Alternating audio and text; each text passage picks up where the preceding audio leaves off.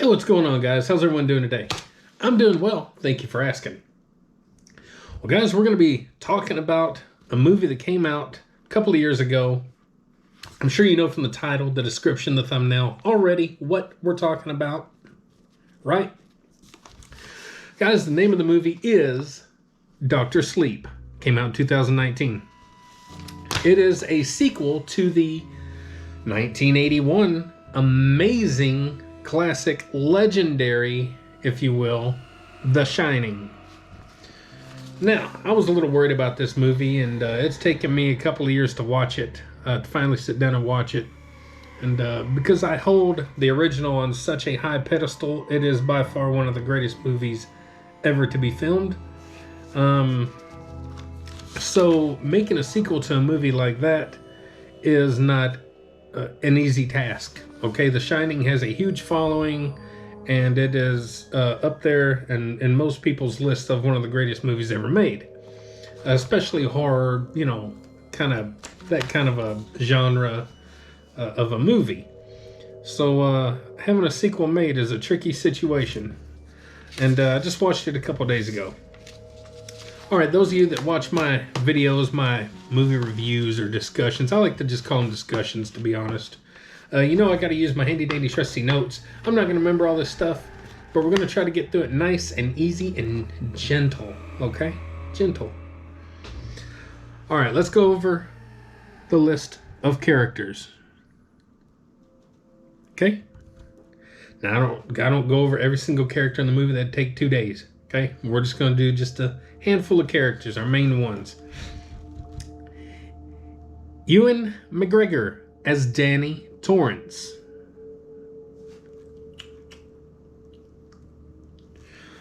Rebecca Ferguson as Rose the Hat.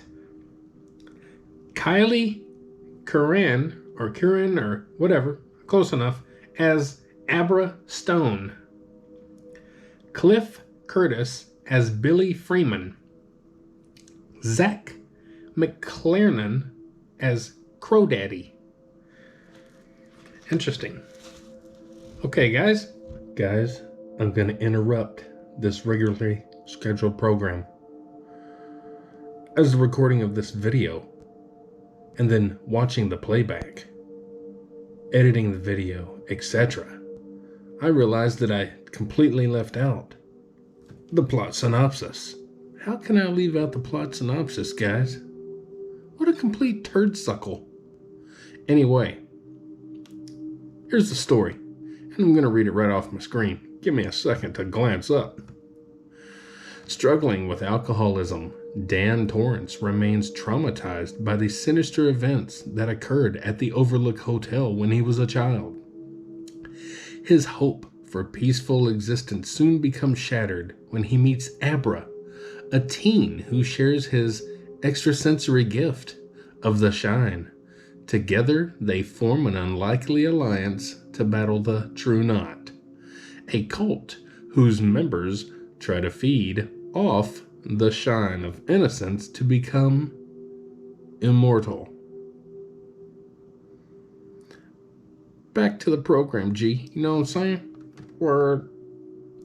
Now I'm just going to kind of go over my thoughts and opinions on some of these actors and what I felt about how they kind of portray their characters. Nothing super in-depth.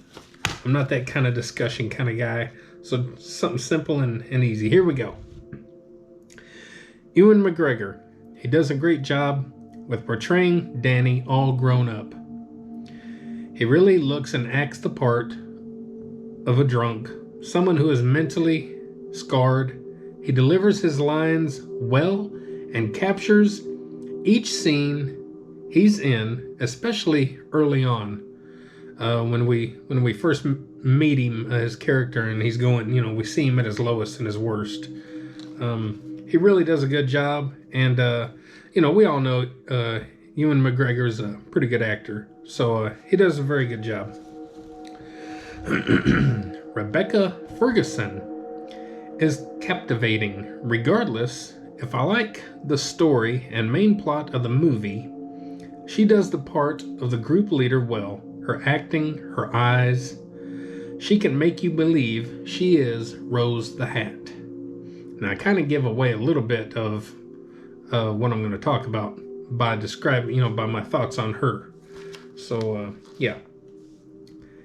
Kylie Curran is great and fearless.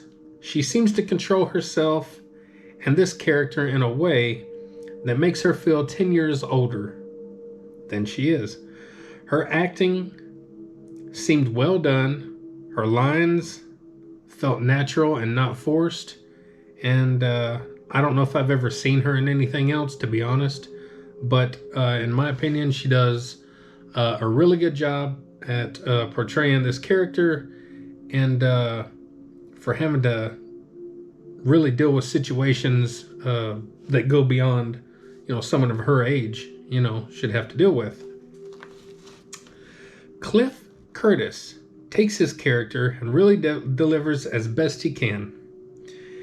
As a once addict turned big brother, he connects with Danny and shows his heart, beliefs, concerns well. I like him, and you'll also know this guy from Fear the Walking Dead. I can't remember his name on there. I quit watching that like the beginning of season 3. So anyway, he does well for the time that we get to see him in the movie. He does a good job. Here we go. Zon Mclaren. He's the ringleader and fills the part well. What we do get of him, he has a slightly soft-spoken but meaningful part. He has no powers, but does have love and devotion to the True Knot and to Rose the Hat. He does a decent performance as well. And looking him up on the internet, I realized that he plays in one of my favorite made-for-TV movies, The Librarian. I'm sorry.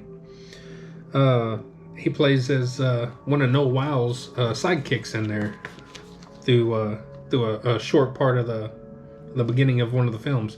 So that was kind of interesting to find that out.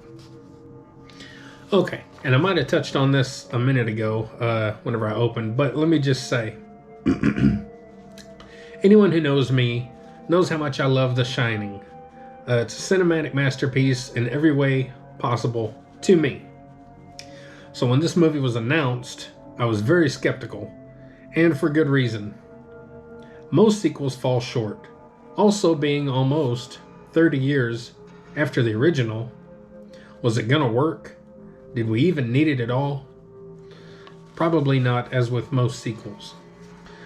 Okay, I want to go over some of the other characters that were in this movie. Basically the ones that were playing the characters, portraying the characters from the original Shining. They got real actors to cover their parts, and because we get to look back at at some of these characters, and so they just recast new people that resemble the original cast, which I think they did a pretty good job overall. The actress who played Wendy did a good job, from voice to mannerisms. She looked close enough to Shelley Duvall. That's not easy to do. There was one scene where it shows this actress running, looking for Danny, and she was running, and she ran just like Shelley Duvall. Sounded just like her and was running, had the mannerisms down. So I noticed that pretty quick.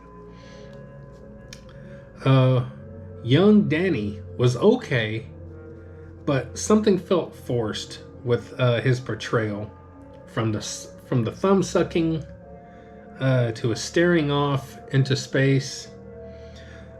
He just, I don't know, he felt a bit off, and almost like, it was, you could kind of, obviously it's acting, but you could kind of tell it was more acting. I don't know. There's something about the original character that played that part.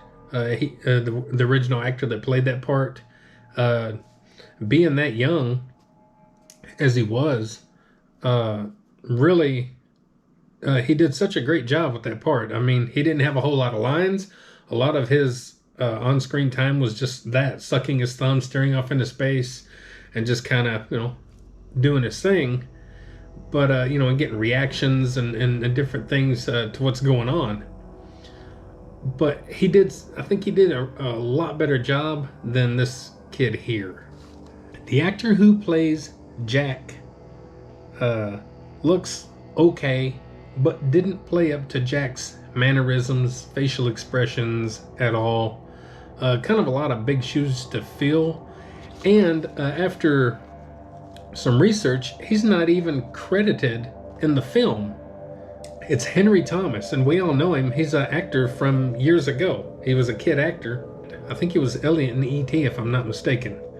But he's uncredited with playing the role of Jack in this movie, which I thought was kind of strange. But he did okay for what they gave him. They're using a lot of the time that you see him, they're using kind of a camera angle that is kind of not exactly straight on, but eventually we do see him. Again, those are big shoes to fill, and I don't know if they were trying to keep it kind of subtle and kind of toned down so as people weren't really comparing the two. Because you're not going to be Jack Nicholson. You're just not going to be. That's some big shoes to fill. Let's face that. So, the actor who played Dick Halloran's character did pretty well. From trying to mimic Scatman Crothers' voice, to his mannerisms, to his subtle way of interacting with Danny, even when he's older, and we see this character, the way he talks, and just a subtle way about him. If anybody remembers Scatman Crothers, he was just a real gentle sounding, looking, acting gentleman is what he came off as. And I always liked him. I've seen him in other stuff, back then, and he just always came off as just this really sweet person. So, and we all know what happened in The Shining, and I hate that it happened. And we have Snakebite Andy, played by Emily Lind. She did okay.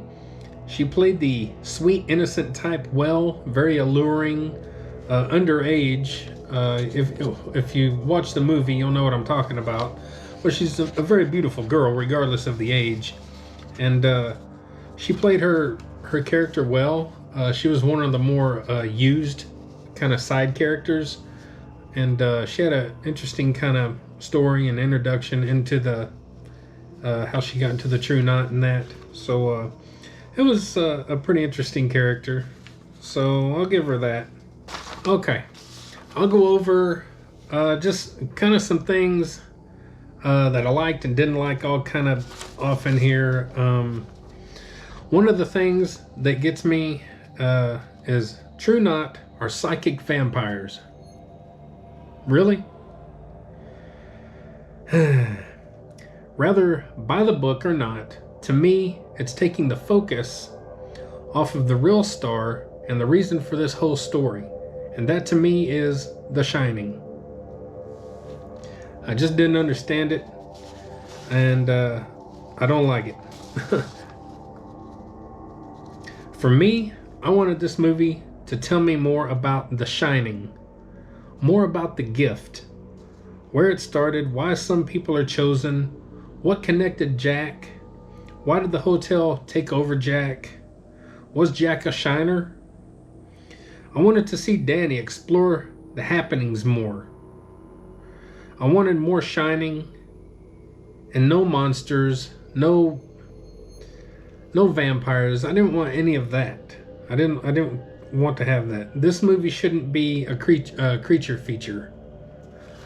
One thing that I thoroughly enjoyed and that caught me off guard was, I'm not even going to use his name or anything. I'm just going to call him the baseball boy. If you've seen the movie, you know what I'm talking about. That was a real surprise. Without giving too much away, let's just say that I was really surprised what happened. So, that made up for some of the story that I didn't care for. That part was pretty cool. As far as the True Knot goes, I think they might make a better story on their own. But to me, that story and characters just don't mix with the Shining story. And I know I'm probably alone on that. And there's probably something I'm missing. And it's all probably connected some way, somehow. And I just didn't understand. Again, I've not read any books. When I watch a movie, I might not see something or hear something. So, you got to understand that, not all of us see and hear things, exactly. But I thought that the whole psychic, weird, vampire-y thing was just out of place. Like, if I had to bet on what this movie was going to be about, I would have never thought that in a million years. Ever. The Shining and the story to me comes off as more of a psychological thriller, possession kind of scenario. And I know I'm probably alone on this, but it's my humble opinion that I don't think we needed the True Knot. If you want to include something, make it more paranormally, kind of something to do more with the hotel and less with these people, doing what they do. I don't want to give away too much, but I know most people have seen it. Here's some things that I did enjoy. I love seeing the cinematic shots that mimicked the first movie. If you've seen any trailers or if you've seen the movie, you know what I'm talking about. Especially some overhead driving moments, some stuff in the Stanley Hotel. The score.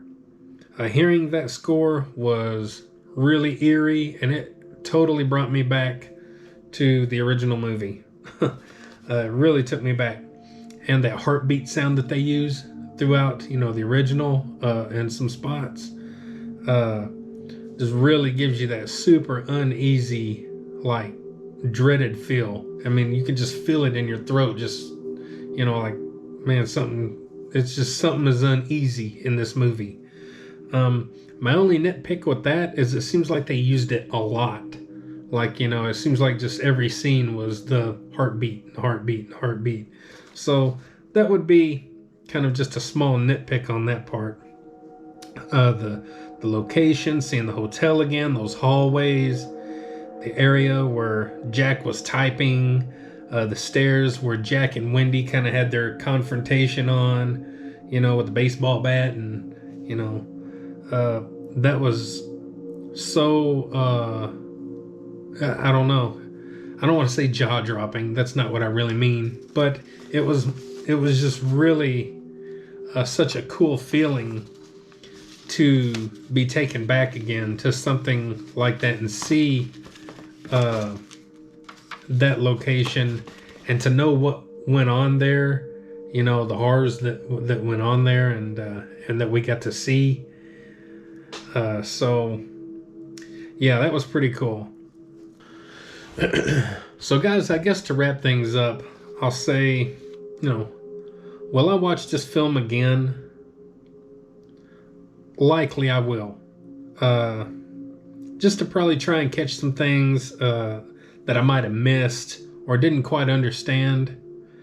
It's not a hard to understand movie. It's just, sometimes when they add new elements and different kind of things in and maybe you kind of missed something that was said or whatever, how movies can be sometimes. So I'll probably go back and watch it again eventually just to kind of, see if I catch a little bit more. Will I watch this movie the hundreds of times that I've seen the original Shining? No way. There's no possible way. With The Shining being, to me, a perfect 10 out of 10, and this being lesser, I don't see much reason to go back and see, watch this that many times. Now again, I'm not a movie review channel or person. I just don't do that stuff real well. And even talking about the movie, trying to talk to it on camera and all that stuff's different than when you're sitting here with your buddies and trying to talk about stuff, So So I'm not great at it, and I don't claim to be, and I don't in no way really, like to, be considered a reviewer and like score things. But if I had to give this movie a score, and this might knock some of y'all out here, it might kind of hurt your feelings, I don't know. But for me, as of right now, I would have to probably give this movie a 6.5 out of 10. It could be a lot better, I believe, if we got rid of the true knot. And I know you're probably thinking, Mike, that was a huge part of the movie. And I know, I think that's my problem. I don't want that to be a huge part of the movie. I wanted to focus more on The Shining and more on the hotel and more on all these people that are able to do these things. That's what I want to see more of. So to me, that's what The Shining is about. Not about this little weird nomadic cult that goes around the country, doing the things that they do. So yeah, for me, the original Shining's a 10 out of 10. This one has to be a 6.5 out of 10 for now.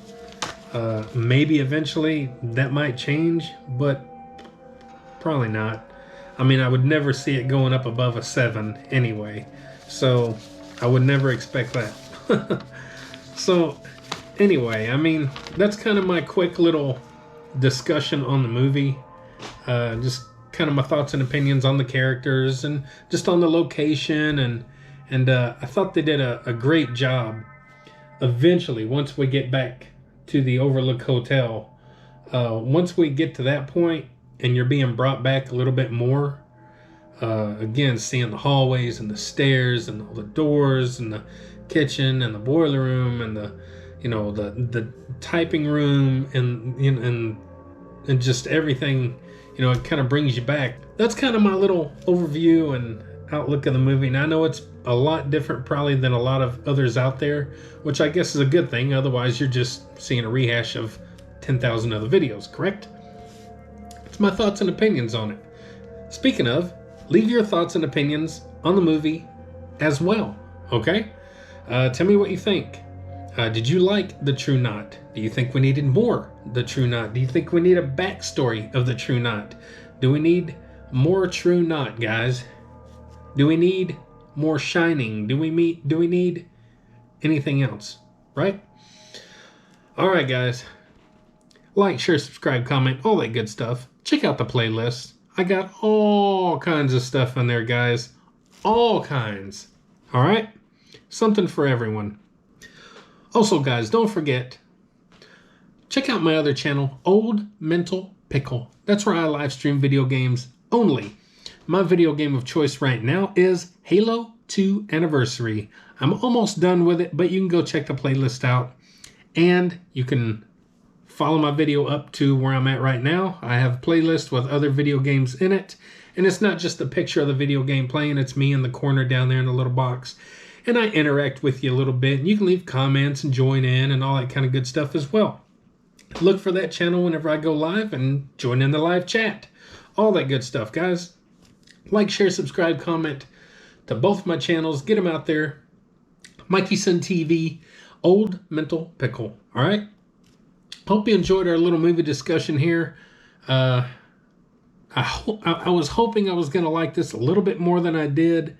And I think if we would have stuck more with The Shining, I think things would have been a little different. Sorry.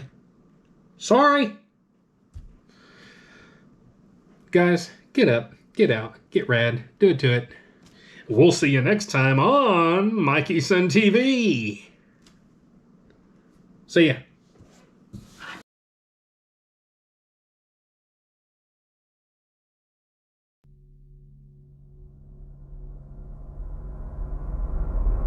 Get up, get out, get rad, and do it to it!